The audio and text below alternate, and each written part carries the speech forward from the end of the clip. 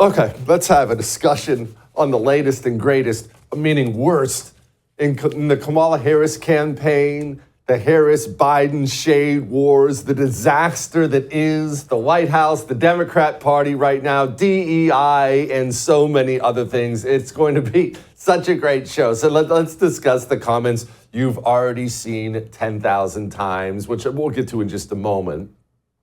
Kamala Harris, what you should know before we play the comments, is last night was supposed to be a big night for Kamala Harris. Her staff, her campaign staff, they set up this huge, important-looking speech. Now, of course, she didn't say anything important at all. It was all the same stuff you've already heard, Trump's, Hitler, Nazis, all that other crap. But it's all the same stuff. She didn't say anything. But the point of it is, for campaigns, there are big events. Sometimes you're jumping on an opportunity. Sometimes you're planning something ahead of time, but big blowout campaign events that are designed to move the needle for you. And how do you move the needle right now? Well, yesterday was obviously Tuesday, so that meant it was 1 week until the election. Before we get to Harris and Biden, let's discuss something here. Airtime. Attention spans. You see, have you ever heard the phrase, budget your time? Budget your time. But what is the essence behind that? Well, you need to figure out, I need to make sure I give myself so much time to sleep, so much time to work out, so much time to work. I have to budget my time. But why? Why do you have to budget your time? Because time is limited. It's not unlimited. There's a limited amount, so you better figure out, I need so much time for this and so much time for that. Budget your time. Well, campaigns budget their time, and they tightly budget their time because there's only so much left, especially in the final week before a presidential election that very likely will not be decided by that many votes. We can all convince ourselves, I've convinced myself at this point in time that Trump's going to blow her out, but historically, traditionally, that's not how it goes. Campaigns, 10,000 votes here, 10,000 votes there, so they have to tightly budget their time. And they sit down, you should know, and agonize over this. They sit down as a staff around a big conference room and they have the papers out. Okay, well, CBS wants us to come do this on this day, but if we do that, then we can't get to Pennsylvania in time, but maybe then we have enough time to get to Michigan and give a speech.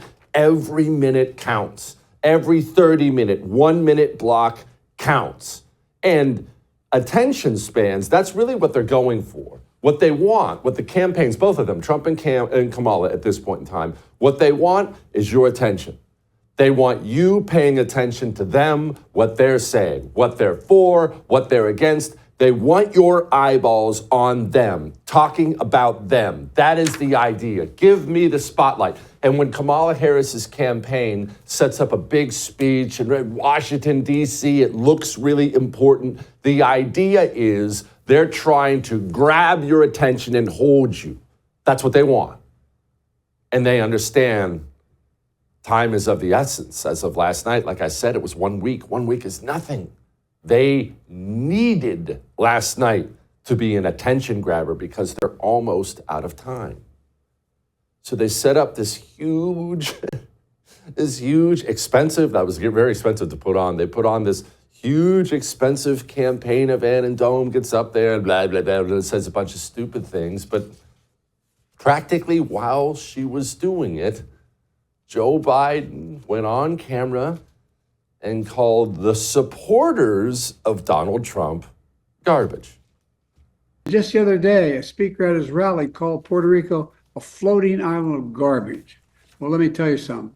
I don't know the Puerto Rican that I know, or Puerto Rico, where I'm in my home state of Delaware. They're good, decent, honorable people. The only garbage I see floating out there is his supporters. There's no way you can chop that up or mince that up. The media has bent over backwards and forwards today trying to, well, there was an apostrophe. That's not really what he said. Everyone saw what he said. That's what he said. He said what he said. He said what he meant. And so what have you heard about, just everything else aside, Here we are on Wednesday night on I'm Right. It's been about 24 hours roughly since those comments were made.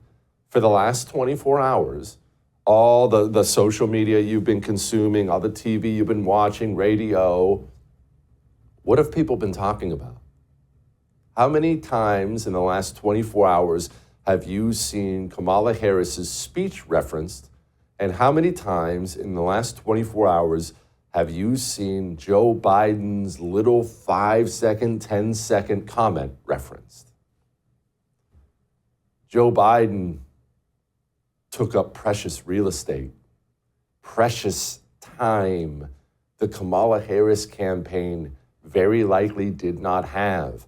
The last 24 hours have been dedicated to people covering it, talking about it at length. Of course, the media is denying it, but that in and of itself is precious time. The Kamala Harris campaign, they didn't have a night to give away, and the American media had to spend the entire night last night and all day today giving up their precious time, dedicating it to Joe Biden and his comments. That's not what he meant. It's taken out of context. That's time Harris didn't have. And the comments were so bad, so damaging. This party, where you can never really find an inch of daylight between any Democrat, this party almost immediately, they knew it was so bad, they had to lock shields and speak out against the sitting president of the United States of America. Josh Shapiro went on CNN. Here's how it went. Governor, first off, just what's your response to that comment from President Biden, where it sounds like he's calling Trump supporters there garbage? Yeah, look, I had not heard that until now, Caitlin, so I'm kind of giving you my fresh reaction to it. I would never insult the good people of Pennsylvania or any Americans, even if they chose to support a candidate that I didn't support. They know. That's a man from the critical swing state of Pennsylvania who's very popular there. Sadly, he is. He understands exactly how comments like that are going to land with people, and not just Trump supporters. Frankly, Trump supporters, all of us who are voting for Trump, we're used to that. We've been called Nazi and everything else for 10 years. Garbage. That's about the nicest thing they've called us. But for people maybe undecided, maybe people trying to decide who the greater evil is, people who hate Trump and hate Kamala Harris. How does it look when the president of the United States points to half the country and says, you're garbage? It looks terrible. But why did he say it? What's the reason? Why would this come out? Well, Joe Biden, Democrats, your liberal Aunt Peggy, I'm going to tell you something. You probably already know, you've probably already accepted this, but I'm going to tell you something. As someone who has lived in Washington, D.C., I lived there for a year, surrounded by Democrats. You got to go to a party, an event on Friday, it's all Democrats. Got to meet friends out at a bar on Saturday night, all Democrats, Democrats, Democrats. I have been in an environment that is all blue before, so I'm here to tell you, this is how they talk about you all the time. All the time. This is not some kind of random one-off. When Democrats gather together, they mock you. They talk about how stupid you are, how evil you are. Did you remember when Donald Trump got shot and you saw Democrat after Democrat go online and say something along the lines of, oh, it's too bad the bullet missed. And maybe you were shocked. How could these people be so evil? They talk about that all the time. Why did it come out of Joe Biden's mouth? Well, because Joe Biden doesn't have full control of his mind anymore. And so a man who already was lacking a filter, well, now that filter's completely gone. Joe Biden simply went on television in his dementia-addled state, and he voiced what every single Democrat in this country feels about you. They hate you. It's a terrible, terrible, terrible place to be. Look, Hillary Clinton, she's really one of the first to kick this off back in 2016. You could put half of Trump supporters into what I call the basket of deplorables. Right? The racist, sexist, homophobic, xenophobic, Islamophobic, you name it. And unfortunately, there are People like that.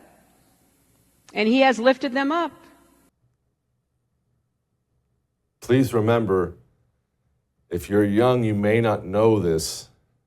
It never happened before in politics. Obama was really kind of the first who started to do this. Then Hillary Clinton mainstreamed it. Now every Democrat does it. You always insulted your opponent. You never, ever, ever demonized his opponents. Now this is simply how they talk because it's how all of them feel. And Joe Biden has done this before. He has simply become the voice of how the American Democrat feels.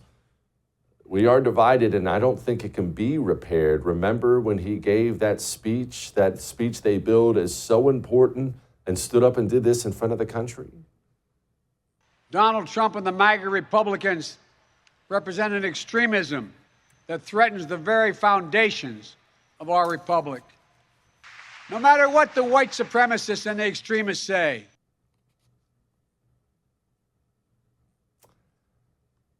Now for the sober part. Obviously, we can laugh about the fact that it gobbled up precious real estate, it gobbled up precious time, it hurt Harris, that may be the difference.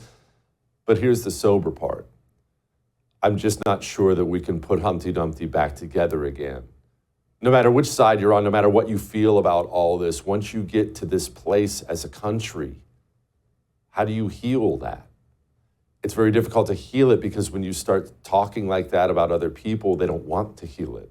I don't want to heal it. When people talk about healing the divisions, I have no desire to heal the divisions. Why would I want to heal divisions with people who call me Nazi garbage? Sorry, I prefer the divide to be wider. All that made you uncomfortable, but I am right. Hopefully, the fact that we have political prisoners in this country also makes you uncomfortable. Owen Schroyer was one of those prisoners. He and my friend Brianna Morello are going to join us next and discuss how evil this regime has been. It goes a lot more than comments about garbage. I would thank you for coming to my YouTube channel, but I know how brilliant it is, and I know you love it here. So subscribe and watch. We're going to start really ramping things up and putting some funny stuff, some interesting stuff out there, some collaborations. Either way, my YouTube channel is officially the place to be. So stick around.